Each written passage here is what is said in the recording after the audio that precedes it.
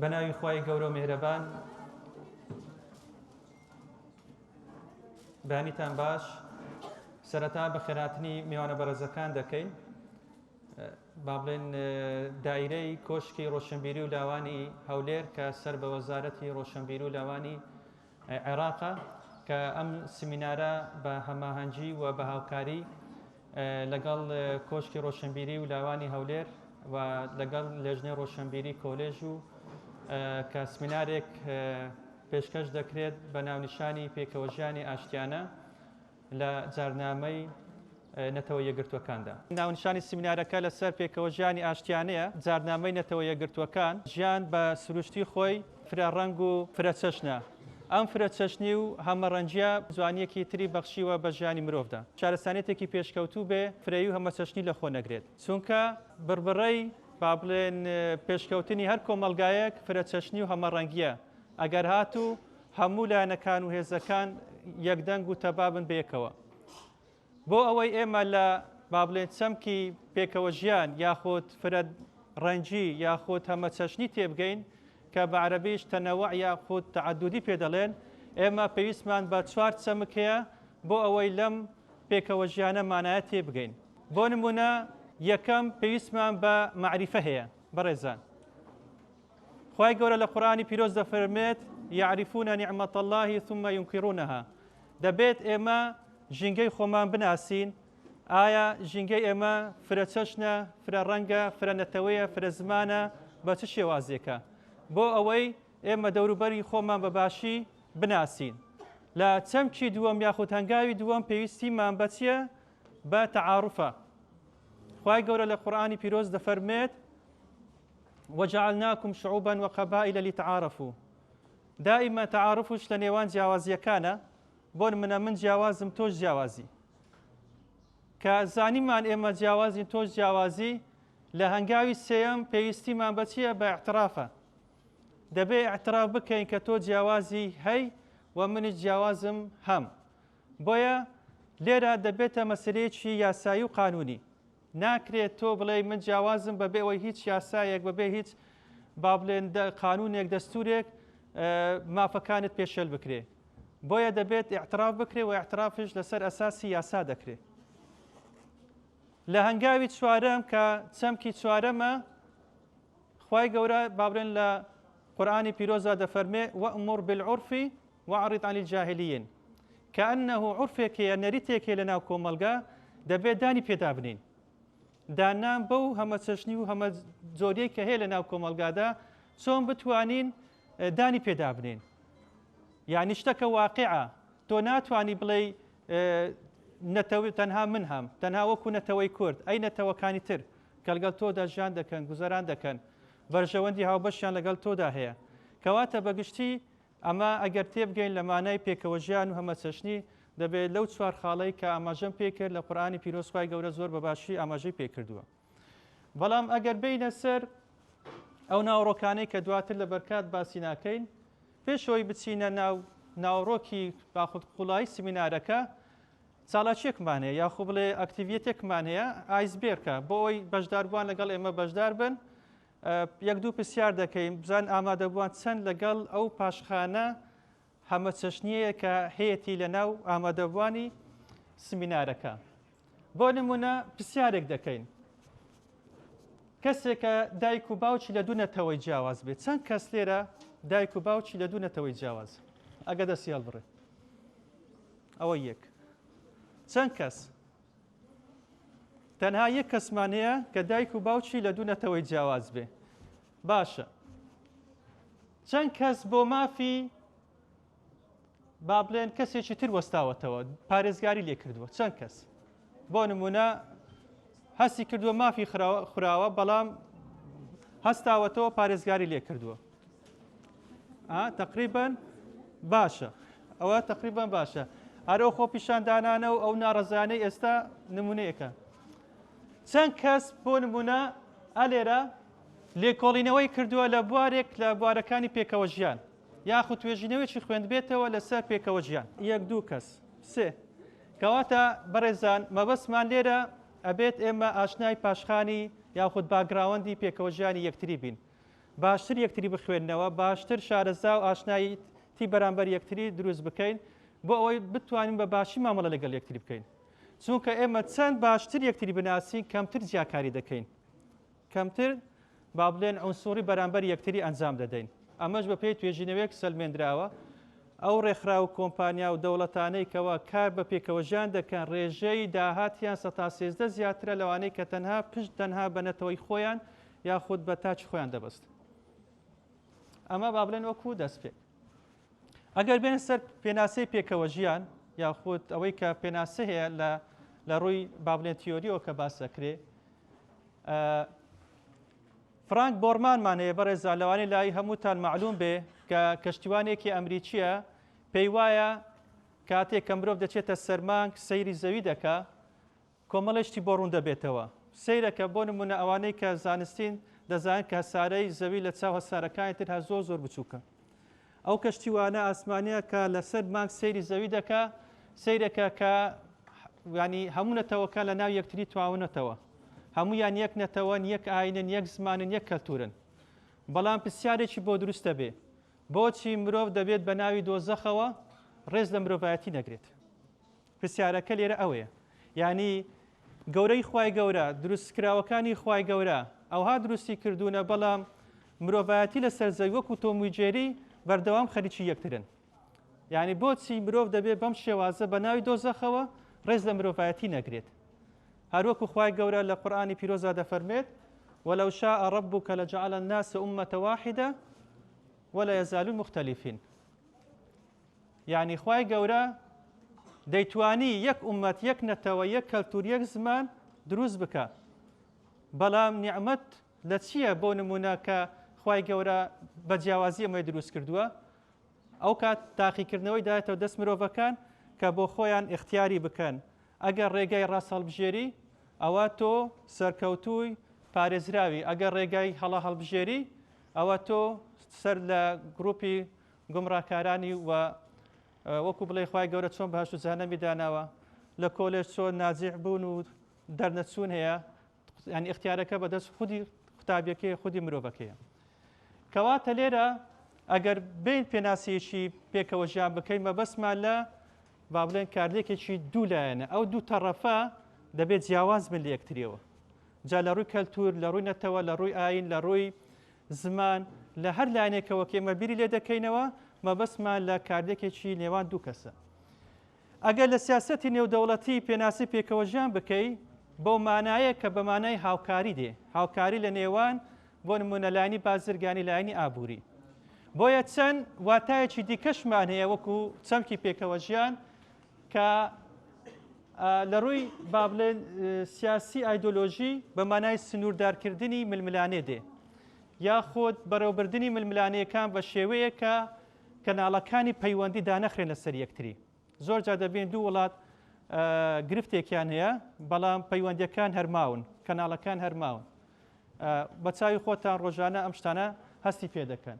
لە ڕووی ئابووریەوە بە مانای پەیوەندی ئابووری و بازرگانیەکان دێ، لە ڕۆی ئاینیەوە بە مەبەستی پێکەوەژیانی ئاینیە، لە ڕووی ڕۆشنبیریەوە بە مانای چاڵاکردنی پێکەوەژیانی ئاشتیانە، لە ڕووی ڕۆشنبیری، لە ڕووی کۆڕ و لە ڕووی سمینارات، لە ڕووی تەوعیەکردنی تاک ئەمانە بەو مانایە دێ. لە ڕووی کۆمەڵایەتیەوە ململانی نەتەوەکان کەم دەکاتەوە، بربەستە دەرونیەکان نێوان چینە جیاوازیەکان، هەروەها برایەتی لە نێوان گەلەکان گەشە پێدەدا ڕق و قینە و کۆمەڵی بابەتی دیکە. کەواتە هەموو ئەوانە بە مانای چی دێ؟ قبولکردنی ئەویتر دێ. ئەویتر چێە بەڕێزان؟ ئەو کەسەیە کە لە تۆ جیاوازە، لە من جیاوازە، دەکەوێتە دەرەوەی بازنەی من لە ڕووی بیرکردنەوە، لە ڕووی ئاین، لە ڕووی کەلتور، لە ڕووی نەتەوە. دەبێت ئێمە بزانین ئەوانەی کە لە دەوروبەری ئێمە چێن. دەبێت قوتابیەکانمان وا پەروەردە بکەین تەنها زانیاری نەبێت سەبارەت بە پێکاتەکانی دیکە، بەڵکو پێویستمان بەچیە؟ پێویستمانەوەیە کە چۆن بیر بکەنەوە بەرامبەر نەتەوەکانی دیکە، کەلتورەکانی دیکە، بۆ ئەوەی ئەم سەقافەیە وەربگیرێ. بۆیە بەڕێزان هەمومان جیاوازین، بەڵام هەمومان مافی یەکسان بوونمان هەیە. هەرێکێک لە ئێمە خەونێکی هەیە، خەونی جیاوازی هەیە، کەلتورێکی جیاوازی هەیە، نەتەوەی جیاواز، ئاینی جیاواز، ڕەگەزی جیاواز. هەر ئەم قاعەیە کە ئێستا تێیدان سەدان با بڵێن بیرکردنەوەی جیاوازی هەیە، ڕەگەزی جیاوازی هەیە. واتە نەتەوەی جیاوازشمان تێدایە کەواتە چۆن مامەڵ بکەین لەگەڵ یەکتری چۆن ڕێز لە کەلتوری یەکتری بگەڕێنە بیر و بۆچوونەکانی یەکتری بگرین ئەو فەوزایی کە ئێستا هەیە لە سۆشال میدیا سەبارەت بە نەتەوەکانی دیکە ئەوەی کە لە سووریا هەیە ئەوەی کە لێرە هەیە ئەوەی کە لە عێراقا هەیە یعنی ئەمانە هەمووی گرفتن بۆ خودی پێکەوە ژیانی ئاشتیانە لەوانەیە لەسەر هەر یەکێک مۆبایلێکی پێ خۆی ڕاگەیانکارێکە دەتوانێت ئەو پەیامە تونڕەوانە بگەێنێت بە گوێی هەر خێزانەیەکە کە لە ماڵەوە سەیری دەکە بۆیە چۆن کۆنتترۆل دەکرێت ئەم بابەتە پێویستمان بە تەوعیە و ڕۆشنبیری هەیە بەڕێزە ئەگە سەیری مێژووی پێکەوە ژیان بکەین بۆ نمونە چۆن هاتووە چێ ئەم ناوەی لێناوە با بڵێن لە دوای جەنگی جیهانی یەکەم 1990 کە جەنگ دروست بوو حوزبەت العموم دەروست بوو با بڵێن کۆمەڵی نەتەوەکان ئەم کۆمەڵە نەتەوەیە کە زۆربەی وڵاتەکانی تری تێدا نەبوو با بڵێن ئەمریکا دوای تێدا بوو دوای سەحبی کرد نەیتوانی کۆنتترۆلی جەنگەکان بکە هەتاوەکو وای لێهات کە جەنگی جیهانی دووەم دروست بوو ئیتر کۆمەڵی نەتەوەکان دووبارە دەستی کرد بە ئەوەی کە دووبارە چۆن بتوانین ئاشتی بەرقەرارکەین لە هەموو دنیا ئیتر ئەلێرە بۆ هۆی ئەوەی کە نەتەوەیە گرتووەکان بە بڕیاری 79 269 کە ڕۆژی جیهانی پێکەوەژیانی ئاشتی لە 28 یەکی هەموو ساڵێک دیاری کرا بۆ ئەوەی نەتەوەکان کۆمەڵەکان ڕێکخراوەکان ساڵاتی هەمە چەشن ئەنجام بدەن خۆزگا ئەو سمینارە هەر لە 28 کرابە بەڵام گرنگ ئەوەیە کە لە هەر ڕۆژێک بێ لە هەر کاتێک بێ گرنگ مەبەسمە لە ئەوەیە کە چۆن هۆشیاری بڵاو بکەینەوە لە نێوان تەکەکاندا سەبارەت بە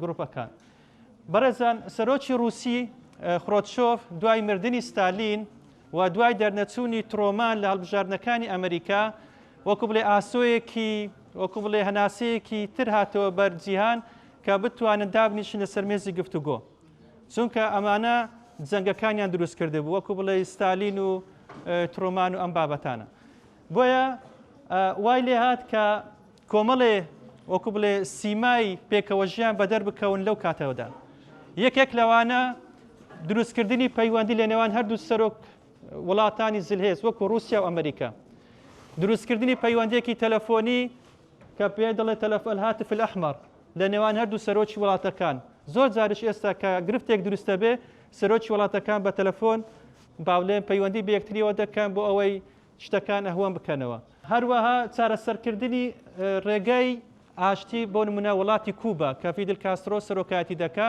بۆ نمونە ئەو سەکۆموشەکانەی کە لە کوبا دانرابوون بۆ خەسفکردنی بۆ نمونە کە هەمووی ئەتۆم بوو کە 80 میل لە چێوە دوور بوو لە فلۆریداوە دوور بوو ئەوەی کە لەو نەخشەیەدا دیارە کەواتە ئەمریکا هەموو حەسارەکی خستە سەر ئەگەر کۆنتترۆل نەکرا بە جەنگی جیهانی سێمش لەو کاتەدا دەستی پێ دەکرد بۆیە وای لێ هات کە ئەمانە دیاردەیەک بوون بۆیە خرۆتشۆف کە سەرۆکی رووسیا بوو سەرکردەی رووسی بوو بۆ یەکەم جار ئەم چەمکی پێکەوە ژیانەی بەکارهێنا بۆیە لە دیباجەیەک نەتەوەیە گرتووەکان کە لە پێشەچیەکەی چیمان پێ دەڵێ وەکو مقدیمە کە لەو یاسا و بەندانەی کە ئاماژیان پێ کردووە دەڵێ ئێمەی گەلانی نەتەوەیە گرتووەکان بڕیارمان داوە کار بکەین بۆچی بۆ ئەوەی نەوەکانی داهاتوو دووبارە تووشی دلە ڕاوکێ و ترس و شەڕ و ململانیەکان نەبن چونکە هەموو مرۆڤێک ماف و کەڕامەتی هەیە و هەموو نەتەوەکان بە گەورە و بچووک یەکسانن لە مافەکاندا ئێمە هەوڵ دەدەین دادپەروەری یاسا بەرقەرارکەین بەڵام ئەوەی کە ئێستا دەیبینی تەنها بەرژەوەندی هێز دەتوانێت بەلانسەکە یەکلا بکاتەوە بۆیە تەداخولکردن لە کاروباری وڵاتەکان ئێستا وەکو بڵێ لە حاڵەتەوە بۆتە دیاردەیەکی زۆر ئاشکرا بۆیە لە بەندەکەیدا بەڕێزان لە قانونی یاسای نەتەوەی گرتووەکان سەبارەت بە پێکەوە ژیان لە 19 بەش پێک دێت و لە 111 بەند ئاماژەی بە هەموو ماف و دەستکەوت و نەتەوەکان کراوە کە چۆن بتوانن ڕێز لە سەروەری و شکۆی کەرامەتی نەتەوەکان بگیرێ هەردوێنێ نەتەوەیە گرتووەکان داوای لە ئەو وڵاتانە کرد کە ئەندامن لە نەتەوەیە گرتووەکان ئەگەر قەرزی نەتەوەیە گرتووەکان نادەنەوە مەجبوری نەتەوەیە گرتووەکان دابخەین چونکە قەرزش نادەنەوە چونکە هەمووی دەبێ پارە ببەخشێ بۆ ئەوەی کار لەسەر کۆمەڵێ منەزەمات هەیە بکرێت و ئەو ئامانجانەی کە پەیماننامەکە کاری لەسەر دەکە بەڕێزە چارەسەرکردنی ناکۆکیە نێودەوڵەتەکان بە ڕێگای ئاشتی قەدەغەکردنی بەکارهێنانی هێز و خاڵی سێم کە زۆر گرنگە دەستوەرنەدان لە کاروباری وڵاتان دوێنێ شەو نوری مالیکی کە تەرشیحە بۆ سەرۆکوەزیرانی با بڵێن عێراق لە بەیاننامەیەکدا وتی ئەمریکا و هیچ وڵاتێک ناتوانێت دەستوەردان لە کاروباری ناوخۆی عێراق بکە ئێمە وڵاتێکی سربەخۆین سیادەی خۆمان هەیە بۆیە لەسەر ئەو ئەساسە پشت بەو بەندانە دەبەستن بەڕێزان ئەمانە زۆر گرنگن ئەگەر وەکو خۆی کاری پێ بکرێت پەیوەندی نێوان پێکەوە ژیانی ئاشتیانە و مافەکان بەڕێزان دائیمان پێکەوە ژیان لەگەڵ مافەکانی مرۆڤ پەیوەندێکی تەواوکاریە هەردووچیان دەتوانن هاوکاری یەکتری بن بۆ دەوڵات بۆ هەر بابەتێکی دیکە کە هۆشیاری و پێکەوە ژیان بە پاراستنی کەرامەتی مرۆڤ و دوورکەوتنەوە و ڕەتکردنەوەی توندوتیژی و قبولکردنی جیاوازەکان کار بکەن یەکێک لەوانە پێکەوە ژیانی ئاشتیانە ئەگەر پێکەوە ژیانی ئاشتیانە نەبێ هیچ ژینگەیەک ناتوانانی دروست بکەیت بۆ ئەوی بتوانانی مافەکانی خۆت بەدەست بهێنی چونکە زۆر گرنگە کە ئەمن و ئاسایش هەبێ اینجا تۆ داوای مافەکانی خۆت بکەیت چونکە لە غیابی پێکەوە ژیان ناتوانێت داوای هیچ شتێک بکەیت یاخود مافەکانی مرۆڤ وەکو بنەمایەکن بۆ پێکەوە ژیان بەڕێزان ئەوە لەسەر بنەمای یەکسانی لە شکۆمەندی مرۆڤدا یاخود هاوڵاتی بوون کە ماف و ئەرکەکان بۆ هەمان یەکسان بێ با بڵێن مەبەست لەوەیە ئێمە لەناو بۆ منە کوردستان و عێراق چەند نەتەوەی جیاوازمان هەیە هەرێکێک ئەگەر هەست بە مافەکانی خۆی بکە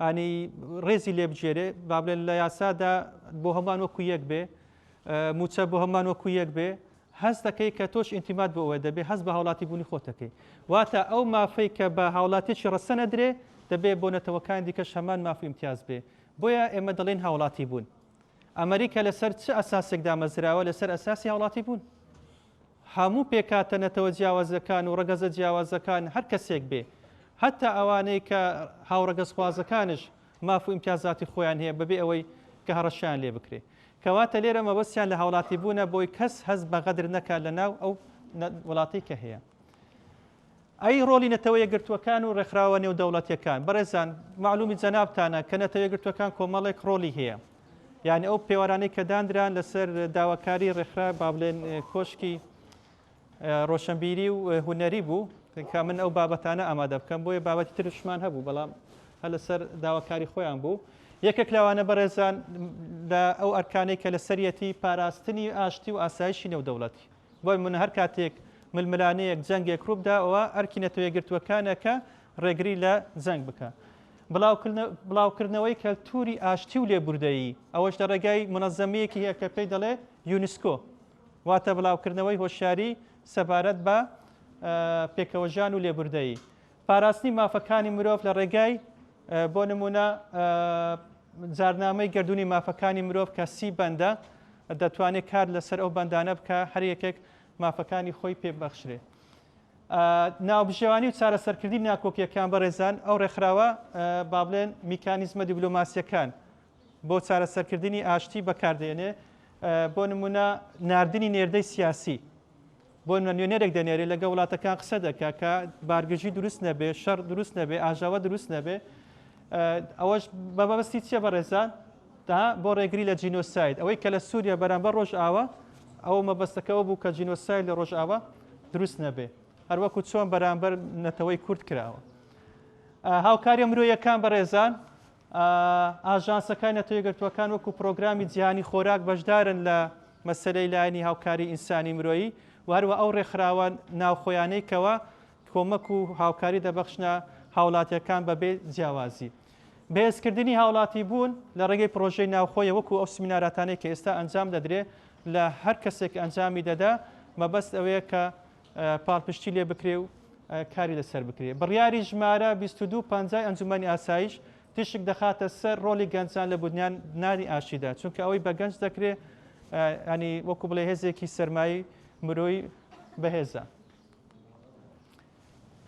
بەڕێزان ئێمە لە کوردستان و لە عێراقش کۆمەڵێک یاسا هەیە بۆ پاراستنی پێکاتەکانی دیکە کە لە هەرێمی کوردستان و عێراق دەژین بۆ نمونە لە یاسای ژمارە 5 ساڵی 2015 یاسای مافی پاراستنی پێکاتەکانمان هەیە ئەو پێکاتەنەتەوەیانەی کە لە هەرێمی کوردستاندا دەژین وەکو کورد و عەرەب و تورکمان و شەبەک و ئەرمان ئەمانە هەمووی بە یاسا مافی پارێزراوە بەڵام دەبێت کاری پێ بکرێت هەمویان هەست بە هاوڵاتی بوون بکەن لەم هەرێمە یاسای ژمارە 6 ساڵی 2014 یاسای زمانە فەرمیەکانە بۆ نمونە دانان بەو زمانە فەرمیانەی کە لە هەرێمی کوردستان بوونیان هەیە کە با بڵێن زمانی عەرەبی و کوردی بە پلەیەک و زمانی با بڵێن تورکمان و ئاشور و کلدان و بابەت ئەوەکانی دیکە ئەوش لەو یەکە ئیداریانەی کە زۆرینەن دەتوانن ممارەسەی زمان و کەلتوری خۆیان بکەن کە وەکو عەنکاوە بنمونە.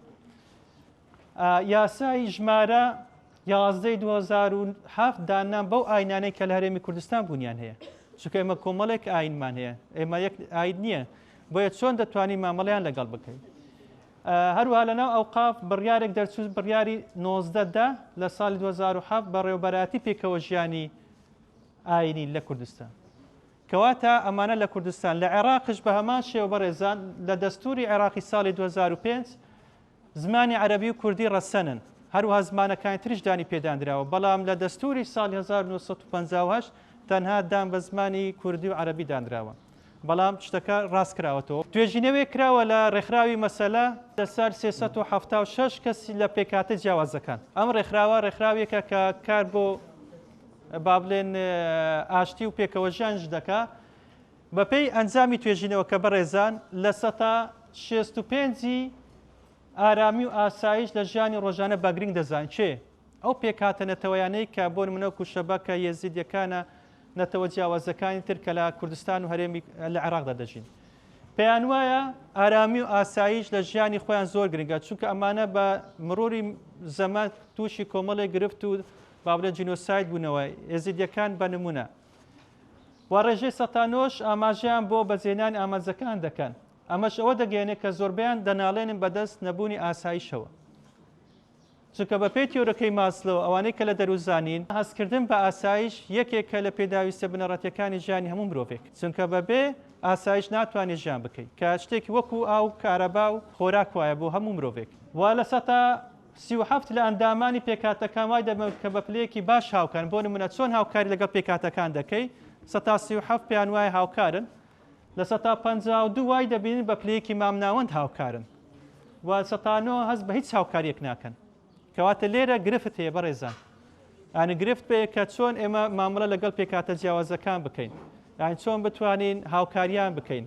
بۆ نمونە ئەگەر مەطعەمێک لێرە هەبێ کاکەیی بێ، چەند کەس ئامادەیە بۆ نانی نیوەڕۆ بچێ بڵێ من دەچم لەو مەطعەمە دەخۆم، بەڵام ئەگە سەفەرێکی وڵاتێکی ئەوروپی بکە، ئەگە بچێتە KFC دەبێت سڕەش بگرێ و ناشپرسێک کە ئەمانەت سنەتەوەیەکن چڕەگەزێکن چی ئەم خواردنە دروستەکە.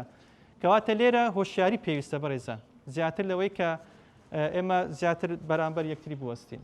بە کورتی ئەگەر باسی ڕۆلی دەوڵەت بکەی بەڕێزان لە پێکەوە ژیان، ئەرکی دەوڵەت چییە؟ ئەرکی حکوومەت چییە لێرە؟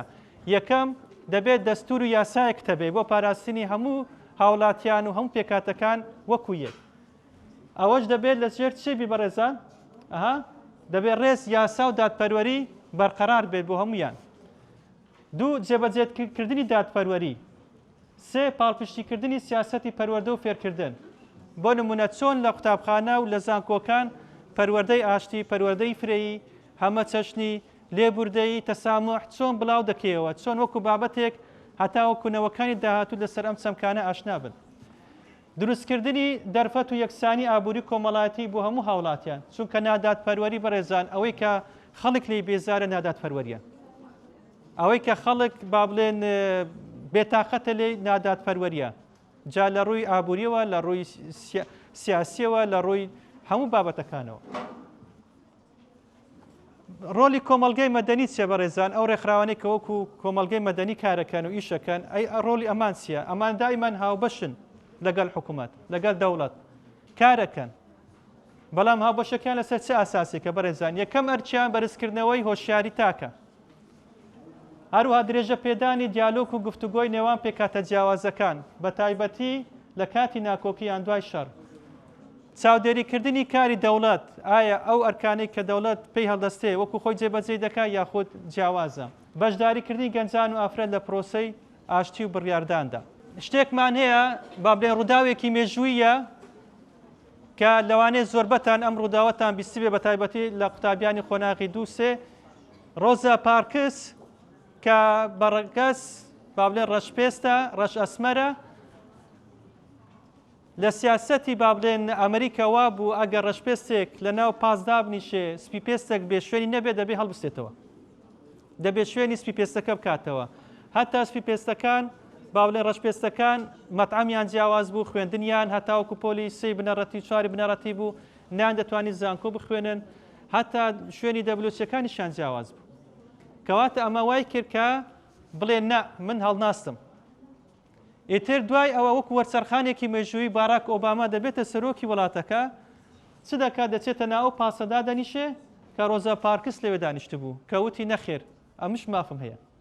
بۆیە بە یەک هەڵوێست هەموو با بڵێن وڵاتەکە بوو بە ئەوەی کە داوای مافەکانی خۆیان بکەن. بەڕێزان کۆمەڵێک ئالنگاری هەیە، لەوان 1-2 سلایدم مابێ بە سەریعی باسی دەکەم. ئەو ئالنگاریانەی کە دێنە بەردەم پێکەوەژیان، یەکەم بەرزبوونەوەی تونڕەوی و تایفەگەری کە وەکو دەیبینین کە ئێستا هەیە. ئەجا تونڕەوی فکریە، ئاینیە، سیاسیە، بە هەر شێوازێک بێ. نادادپەروەری ئابووری، جیاوازی نێوان چینەکان، دەوڵەمەند و هەژار و وەکو ئەوەی کە هەیە دەیبینی. بۆیە چاوەڕ ئەوە مەکە ئەگەر نادادپەروەری هەبی پێکەوەژیان هەبێ، چونکە دروست نابێ. بە سیاسیکردنی ناسنامە بەڕێزان لە شوێ چۆن بۆ نمونە کەلتورێک دەسڕیتەوە، زمانێک دەسڕیتەوە، ئەمانە هەمووی کاریگەری خۆی لەسەر مرۆڤەکان دروست دەکات. بۆ نمونە کاریگەریە نەرینەکانی میدیا ڕاگەیاندن، ئەوەی کە ئێستا میدیا دەیکە ئەگەر بە شێوازێکی پرۆفیشناڵانە ئەدای خۆی جێبەجێ نەکە، با بڵێن سەر دەنێتەوە بۆ ئەوەی کە بۆ نمونە ئەوەی کە لە کەناڵی جەزیرە حەدەس، ئەوەی کە لە کەناڵەکانی دیکەشان کە دژی نەتەوەیەک دەوەستێتەوە بە پارە و باڵپشتی نەتەوەیەکی دیکە. ئەمە پێی ناڵم پێکەوەژیان، ئەمە ئاژاوە و دووبەرەکی نێوان نەتەوەکان و پێکاتەکان دروستەکە. لاوازی دەستور و دامەزراوەکان هۆکارە بەڕێزان، ئەگە دەستور لە دەستور یا با بڵێن مافی پێکاتەکان و نەتەوەکان ئاماژەی پێ نەکرێ، هەمومان تێیدا زەرمەندی یەکەم دەبین. کێشەی کۆچبەری و با بڵێن پەنابەری، لاوازی پەروەردەی ئاشتی و لێبوردەیی کە ئەمەش پێویستی بۆ نمونە بەچی هەیە، گفتوگۆ بنەماکانی بیرکردنەوەی ڕەخنەوی و قبولکردنی جیاوازی. آخر سلاید با بڵێن چۆن ئاسۆی پەرەپێدانی پێکەوەژیان دروست دەکەین. لە ئاسۆی سیاسی دەوڵەتی هاوڵاتی بوون لە عێراق، بۆ نمونە من کە لە عێراق دەژیم بەشێکم لە عێراق دەبێ وەکو هاوڵاتێکی بەسرە ناوەڕاست زاخۆ لە هەر شوێنێک وەکو یەک بین، یعنی دان بە هەموو مافەکانی تاکەکانی دیکەتر بدرێ. بۆیە لە عێراق چمان هەیە؟ محاسسە چیە؟ بۆ نمونە دابەشکردنی پۆستەکان لەسەر ئەساسی نەتەوە، لەسەر ئەساسی میلیشە، لەسەر ئەساسی نەتەوەیەکی دیکە. وەرە تۆ سەرۆک کۆمار بۆ تۆ بێ، سەرۆک وەزیران با بۆ من بێ، ئەوە نابێتە دەوڵەتێکی مەدەنی بەڕێزان. دەبێ ئەوە با بڵێن یەکسانی هەموو هاوڵاتیان لە پێش یاسادا، کەمکردنەوەی کاریگەری حیزبی و میلیشیای نافەرمی، چاکسازی دەستوری و دامەزراوەیی، بەهێزکردن دەسەڵاتی یاسایی و دادگەیی.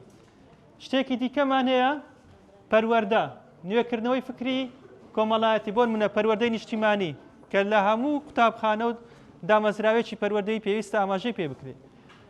دانانی وانەکانی مافی مرۆڤ، هاوڵاتی بوون، گفتوگۆ و ئاشتی، ئامادەکردنی مامۆستایان بۆ پەروەردەی فرێیی، بۆ نمونە چۆن قوتابەکانت ئامادە دەکەی بۆ پێکەوەژیان. لە کۆمەلگای مەدەنی پاڵپشتیکردنی ڕێکخراو مەدەنیەکان بۆ ئابووری، هەلی کار بۆ گەنجان، هەروەها دادپەروەری دابەشکردنی سامانە گشتی، و هەروەها بۆ میدیایەکی نیشتیمانیت هەبێ، ئەخلاقی ڕاگەیاندن هەبێ، هەروەها دژایەتی وتاری ڕق و قینەش هەبێ. کەما تا ئەمە بەگشتی بەڕێزان لەبەر کەمی کاتەکە و چونکە تەڵەبەکانش محازەران هەیە، ئەمە پوختەیەکی زۆر کەم بوو لەسەر بابەتی پێکەوەژیان و دەتوانیت چەندین سمینار و کۆڕ و با بڵێن کۆنفرانسی دیکەشی لەسەر ئەنجام بدرێ، چونکە لە هەموو شوێنێک پێویستە هۆشیاری و پێکەوەژیان ئەم چەمکە زیندوو بکرێتەوە، کاری پێ بکرێ. و دووبارە سوپاسی با بڵێن کۆشکی ڕۆشنبیری و لاوانی هەولێر کە سەر بە وەزارەتی ڕۆشنبیری و لاوانی عێراقن کە ئەم دەرفەتیان بە بەندە بەخشی بۆ پێشکەشکردنی ئەم سمینارە. ئەگەر هەر پرسیارێک شتانەیە لە خزمەتم.